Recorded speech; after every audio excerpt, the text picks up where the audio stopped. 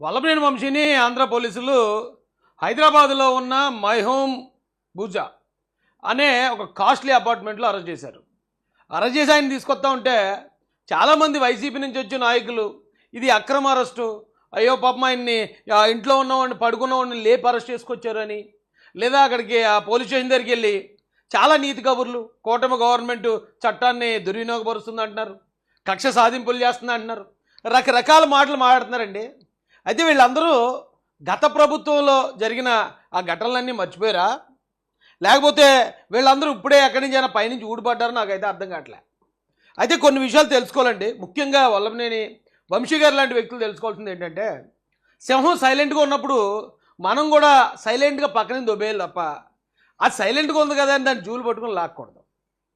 ఇక్కడ వల్లభనేని వంశీ అదే చేశాడు. వల్లభనేని వంశీ అది చేశాడు కాబట్టి వేళ పరిస్థితులు ఇక్కడ దాకా వచ్చాయి. ఎందుకు చెప్తున్నాను ఇదంటే, రామాయణంలో కూడా నేను చదివానండి.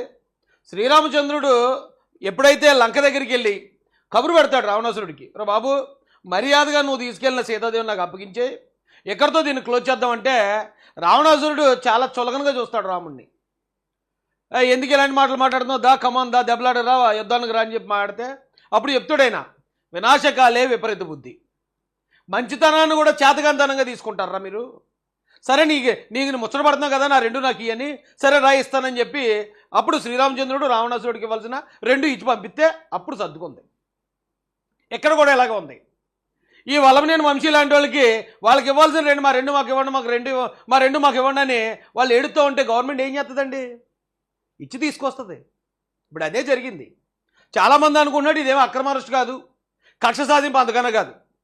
కక్ష సాధింపు చేయాలనుకుంటే గవర్నమెంట్ వచ్చి 8 నెలలు అయింది. ఎవడన్నా పవర్లో ఉన్నోడితో పెట్టుకుంటాడా? ఇప్పుడు నారా లోకేష్ గారు కావాలని అరెస్ట్ చేయించారు, కావాలని అరెస్ట్ చేయించాల్సిన అవసరం ఏంటి ఆయనకి? నిజంగా ఆయన కావాలని అరెస్ట్ చేయించాలనుకుంటే 9 నెలల పాటు హైదరాబాద్లో మైహోమ్ బూజాలో ఉన్న ఈ వల్లభనేని వంశీ అనే వ్యక్తిని అరెస్ట్ చేయడానికి 9 నెలలు టైం పడుతుందా? ఏం జరిగిందో మీరు మర్చిపోయినట్టున్నారు. అయితే ముఖ్యంగా ఇంకోటి చెప్తాను, వైసీపీ వాళ్ళకి ఇందులో ఏం సంబంధం లేదు.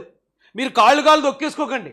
ఎందుకంటే వల్లభనేని వంశీ అనే వ్యక్తి తన పుట్టుపూర్వత్రాలు కానీ తన రాజకీయ జీవితం కానీ వైసీపీలో కాదు. తనకు జీవితం ఇచ్చిందే తెలుగుదేశం పార్టీ. అలాంటి తెలుగుదేశం పార్టీకి ఆయన ఏమన్నాడో మర్చిపోయినట్టున్నారండి. నేను ఒకటే చెప్తాను, గత ప్రభుత్వ హయాంలో ఉన్న అందరి మీద కేసులు పెట్టాలి, అందరిని అరెస్ట్ చేయాలని మేము అన్నాం. ఎందుకంటే నా మీద పర్సనల్గా నేను ఒక సాధారణ వ్యక్తిని, నా మీద దాడి చేసిన వాళ్ళని, నా మీద గొడవకు వచ్చిన వాళ్ళ మీదే కనీసం కేసు కూడా పెట్టలేదు నేను ఇప్పటికీ. ఆ కక్ష సాధించుకోవాలని మాకేం లేదు. కానీ కొద్దిమందికి కనుక బుద్ధి చెప్పకపోతే మంచితనాన్ని చేతగాంతనంగా తీసుకునే పరిస్థితి ఉంటుంది.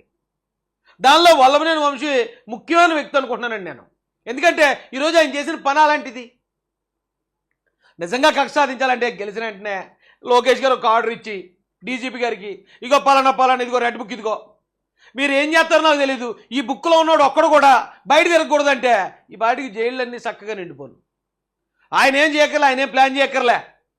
డీజీపీ గారికి ఇచ్చేయమంటే అందులో నేరపూరిత చరిత్ర కలిగిన వాళ్ళే తోసి మూలన పోగొడేది ఈ పాటికి సెంట్రల్ జైల్లో. ఎవరండి ఇంతకీ వల్లభనేని వంశీ గారు అంటే ఎవరండి? వల్లభనేని వంశీ మోహన్ గారు ఈయన పేరు. ఏమండి ఈయన జననం విద్యాభ్యాసం అన్ని వదిలేసి రాజకీయ జీవితం చూడండి. వల్లభనేని వంశీ మోహన్ 2014లో జరిగిన అసెంబ్లీ ఎన్నికల్లో టీడీపీ అభ్యర్థిగా తన సమీప ప్రత్యర్థి వైసీపీ అభ్యర్థి దుట్ట రామచంద్రరావుపై 9400 ఓట్లతో గెలిచి తొలిసారి ఎమ్మెల్యేగా అసెంబ్లీకి ఎన్నికయ్యారు. అంటే మొట్టమొదట అతనికి రాజకీయ భిక్ష పెట్టింది తెలుగుదేశం పార్టీ. 2014లో నారా చంద్రబాబు నాయుడు గారి నాయకత్వంలో వంశీ నువ్వు చదువుకున్నావు కదా రా నీకు టికెట్ ఇస్తానని చెప్పి ఆయన పిలిచి ఎమ్మెల్యే టికెట్ ఇచ్చి ఆయన అక్కడున్న టీడీపీ క్యాడర్ అందరూ కష్టపడి తిరిగి ఆయన్ని గెలిపిస్తే ఆయన తెలుగుదేశం పార్టీకి ఇచ్చిన బహుమతి ఏంటో మీకు చూపిస్తాను నేను. ఆయన 2019లో జరిగిన అసెంబ్లీ ఎన్నికల్లో కూడా టీడీపీ అభ్యర్థిగా పోటీ చేసి తన సమీప ప్రత్యర్థి అయిన వైసీపీ అభ్యర్థి యార్లగడ్డ వెంకట్రావుపై 838 ఓట్లతో రెండోసారి కూడా నెగ్గాడు. అంటే 2019 ఎలక్షన్ జగన్మోహన్ రెడ్డి గారి సునామీ గాలి. ఆ గాలిలో కూడా గన్నవరం తెలుగుదేశం కార్యకర్తలు ఈ వల్లభనేని వంశీని నెగ్గించారు. తెలుగుదేశం పార్టీ చంద్రబాబు నాయుడు గారి ఆదేశాల మేరకు ఒక సామాన్యుడు వెటర్నరీ డాక్టర్ అంటే ఇతను ఒక వెటర్నరీ డాక్టర్ను పిలిచి ఇంత లైఫ్ ఇచ్చిన తెలుగుదేశం పార్టీని చంద్రబాబు నాయుడు గారిని, లోకేష్ గారిని అతను ఎంత గౌరవించాలండి? తన ఏదైతే గన్నవరం నియోజకవర్గం ఉందో ఆ గన్నవరం నియోజకవర్గానికి సేవ చేసే నాకు ఈ భాగ్యం కల్పించారండి. ఒక సామాన్యుడిని, ఒక చదువుకున్నానని చెప్పి నన్ను ఇక్కడ దాకా తీసుకెళ్లారు మీరని ఎంత రుణపడి ఉండాలి వాళ్ళకి? పోనీ వాళ్ళకి రుణపడి ఉండొద్దు, పోనీ గెలిచిన తర్వాత కనీసం ఎథిక్స్ అన్న మెయింటైన్ చేయాలి కదా. ఇతని మాటలు ఎలాగున్నాయి చూడండి ఒకసారి. ఈవేళ జగన్మోహన్ రెడ్డి గారు వైసీపీ వెనకాల ఆయన తిరిగాడంటే ఊరికే తిరగలే. 30 సంవత్సరాల దాకా జగన్మోహన్ రెడ్డి అధికారంలో ఉంటాడేమో, అతనితో పాటు ఉంటే ఏమో డబ్బులు సంపాదించుకోవాలని అతను జగన్ గారే వచ్చాడు తప్ప, అలా రాజకీయ భవిష్యత్తు ఇచ్చిన తెలుగుదేశం పార్టీని వదిలి ఇటువైపు రావడానికి కారణం వల్ల ఇక తెలుగుదేశం పార్టీ నాశనం అయిపోయింది. ఇక ఎప్పటికీ గెలవదు అనుకున్నాడు పాపం పిల్లడు. ఇలాంటి పిల్లలు చాలామంది ఉన్నారు. గెలవదు అనుకున్న తర్వాత అప్పుడు జగన్మోహన్ రెడ్డి, అంతకుముందు జగన్మోహన్ రెడ్డిని కూడా తిట్టాడు ఈయన. జగన్మోహన్ రెడ్డి గారిని, భారతీరెడ్డి గారిని ఘోరంగా మాట్లాడిన వ్యక్తి అతను. మరి వేళ వైసీపీ మాట్లాడుతున్నాడని మీరు కంగారు పడితే 2 సార్లు ఎమ్మెల్యే చేసిన పార్టీనే ఈయన ఎలా మాట్లాడాడు చూడండి. ఇతనికి రేపు పొద్దున్న జగన్ ఎలా మాట్లాడడం ఏమన్నా పెద్ద విషయమా? జగన్మోహన్ రెడ్డిని ఎలాగ అండని ఏమన్నా మీకు గ్యారంటీ ఏమైనా ఉందా? బాండ్ పేపర్ ఏమైనా రాసి ఇచ్చాడా? నేనేం మాట్లాడాడు వినండి ఒకసారి.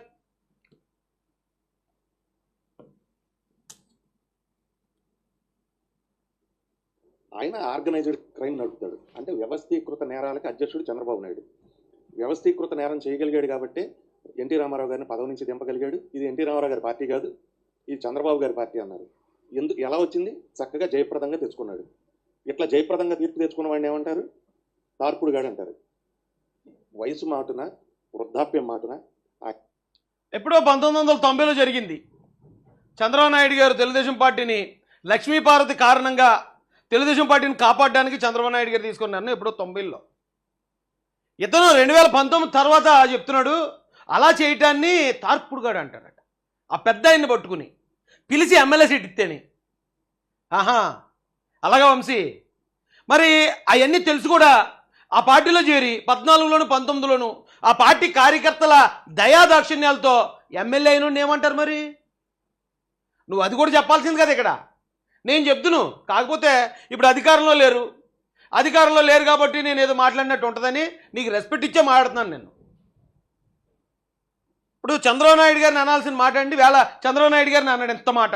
2 సార్లు ఎమ్మెల్యే చేస్తే ఇంకా జగన్మోహన్ రెడ్డి గారు అతను ఏమీ చేయలేదు, ఏ పదవి ఇవ్వలేదు. జగన్మోహన్ రెడ్డిని అంట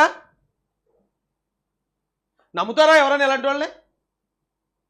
ఈవేళ అరెస్ట్ అయితే అక్రమ అరెస్టా ఏంటి? ఇప్పుడు నేను సూటిగా చెప్తానండి, చంద్రబాబు నాయుడు గారిని వైసీపీ నుంచి పెద్దిరెడ్డి రామచంద్రారెడ్డి గారు విమర్శించారంటే ఎంతో కొంత న్యాయం ఉన్నట్టే. ఎందుకంటే వాళ్ళ ప్రత్యర్థులు. జగన్మోహన్ రెడ్డి గారు విమర్శించారంటే న్యాయం ఉంది. లేకపోతే ఇంకొక వ్యక్తులు ఎవరైతే వైసీపీని అంటపెట్టుకుని ఉన్నారో, కాంగ్రెస్ పార్టీ నుంచి వచ్చిన వాళ్ళు ఉన్నారో అలాంటి వాళ్ళు విమర్శించారంటే రాజకీయ విమర్శలు, వాటినన్నా ఎంతో కొంత అర్థం చేసుకోవచ్చు.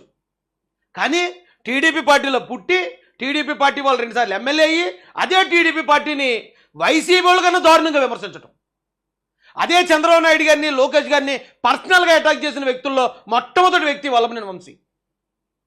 మొట్టమొదటి వ్యక్తి. భువనేశ్వర్ గారిని నోటుకు వచ్చినట్టు వాగిన మొట్టమొదటి వ్యక్తి వల్లభనేని వంశీ. నిజంగా వాళ్ళు పట్టించుకునే వాళ్ళు అయితే 8 నెలలు 9 నెలలు ఇతను ఫ్రీగా ఉంటాడా?